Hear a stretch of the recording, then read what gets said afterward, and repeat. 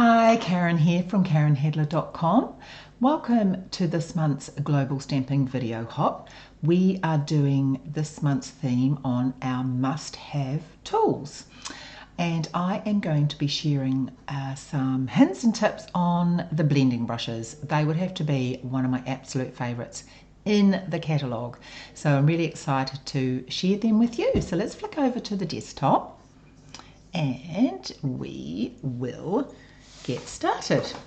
Okay, so this is on page 129, number 7. They have got the blending brushes there, and they come in a pack of 3, and they really are so super soft. They look like a sponge, but they're actually very fine bristles.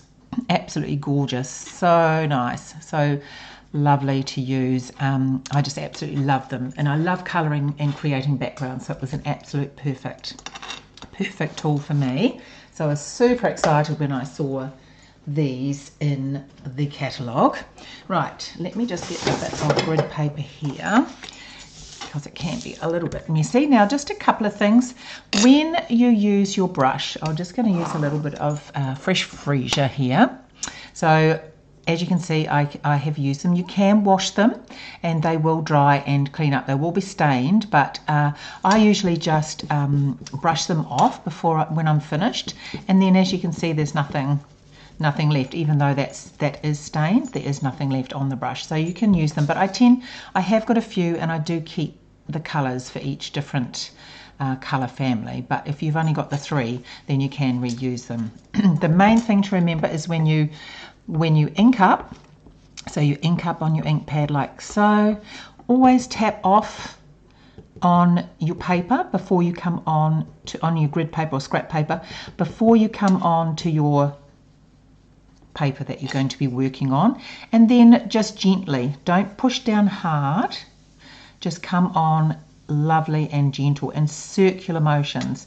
Now, some people like to have their piece of paper just a little bit bigger than what they need because they don't like the edge that you can get because you're coming on to your paper. It can make the edge a little bit darker. Now, that doesn't worry me, but some people make their piece a bit bigger so that they can trim down and not have that edge.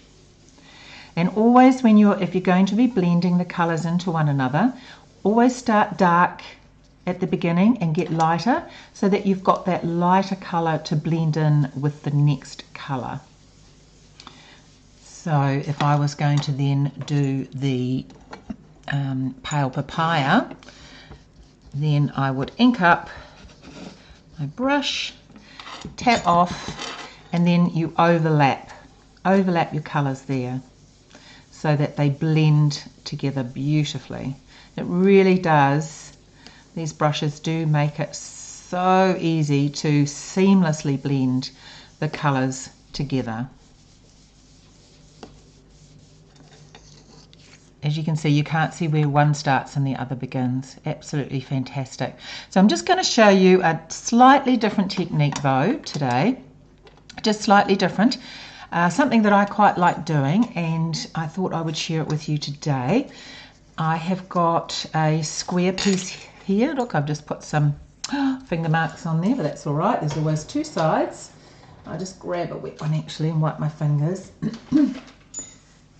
Okay, so all I've got is a circle that I've cut out, and oh, look how young I am there. This was in many moons ago. Very young.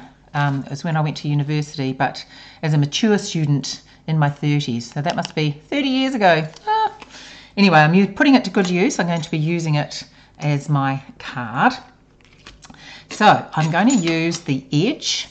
So I'm going to be, whereas I've tapped off before on here, I still will do that, but I'm going to come from the card on to my paper.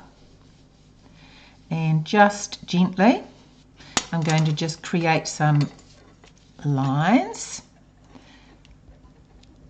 And just starting on there and coming off gently. And so the line will be quite sharp from the card and then will blend out. And I might put another one there. So this is just going to be random lines, like so. Just move that over. And so this is fresh freesia.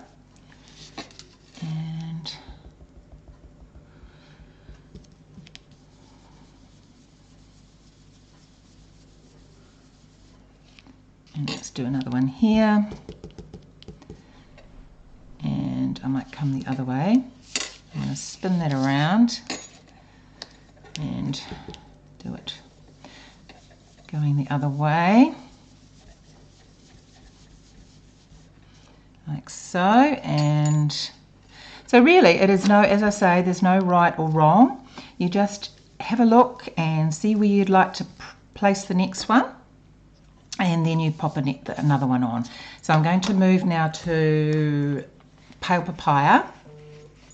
And let's just dry that off a bit. So I'm just getting the colour off before I go on to the next one. So this is pale papaya. And once again, just start on the card and move down. And oops, I might put that out the way over to the side. I don't want to dip into the wrong one. There we go. So it's just a matter of building up your colours, and it's just a different way to create a different sort of look.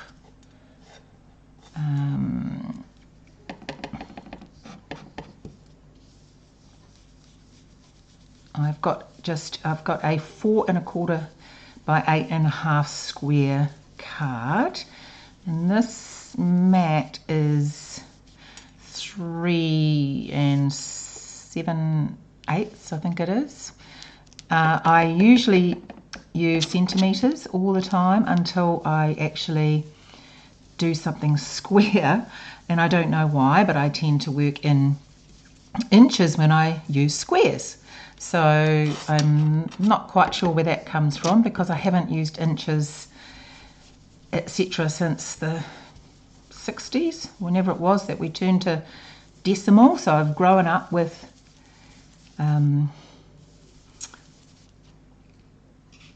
the other system. Let's do that one that way.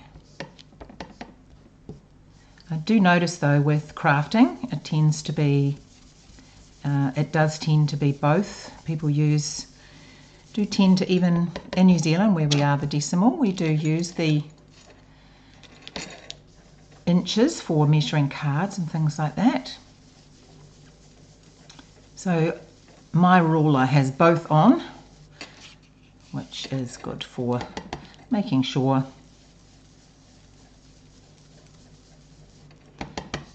I get it right. Just get a bit confused with all the 16ths and 8ths and bits like that.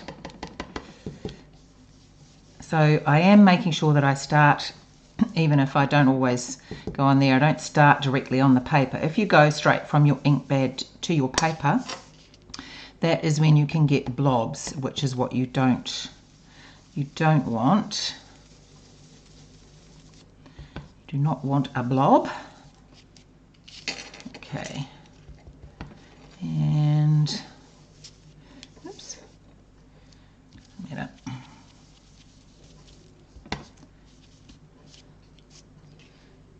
I'll just add there.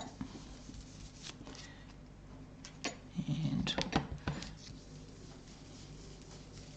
so, as I say, it is no right or wrong. You're just filling in as you look at it and think, yes, that could do with a little bit more there, etc. And that's how it works. Okay, so the last thing we're going to do, I'll push that to one side as well. We're going to just add some circle shapes onto this. And once again, I'm going to be just tapping off the excess and starting on the card, on the circle, before I go out. This just adds a little bit of a different shape in there, which works out perfectly for the stamp that I'm going to use. Once again, it's just random.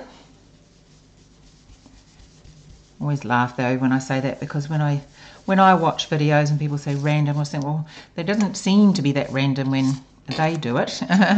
But it definitely is random. Okay. So this just brings in a couple of extra shapes there. And I might do another little one there. So you can go back. Once you've done a colour and you think, no, it needs a bit more of something else, then you can always go back and add something. If I wanted to go back and add a bit more of the fresh freesia, I can. If I think it just needs a bit of darkening in different places, you can just add it in. And the colours will blend then together. You want them to blend together to get different shades. And there we go. I'll just do one there and we'll get on to the next step. There we go. So let me just close these. Now I am using the Timeless Tropical stamp set because I wanted this to look like a sunset, but just different from the standard sunset where you have the colours all blending up as I was showing you with this one. I thought I'd just make it look more like a sparkly, sort of interesting sunset. And so I have got this, I've already set it up, and I'll do it this way, I think. Just pop a couple of magnets on.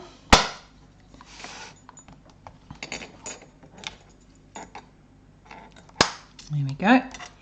Now this is the stamp set here, Timeless Tropical. Some lovely elements in there. Right, so got Memento. Now I'll stamp it a couple of times because I want this to be really nice and black. And oops, that magnet's going to get in the way.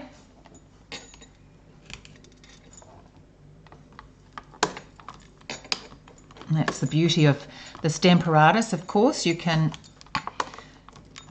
double stamp, make things a bit darker if you want to add a bit more depth.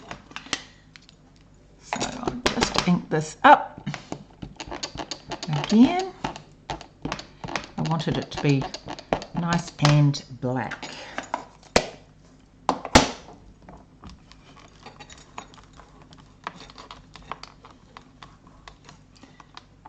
There we go.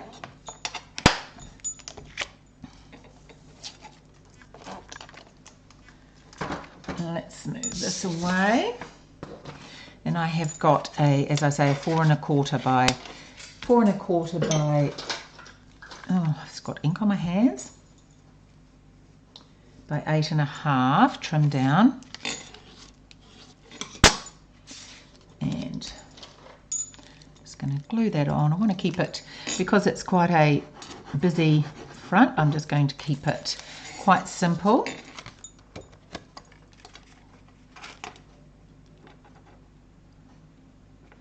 So this is just a basic black mat.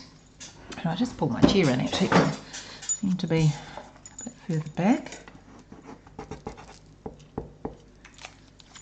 And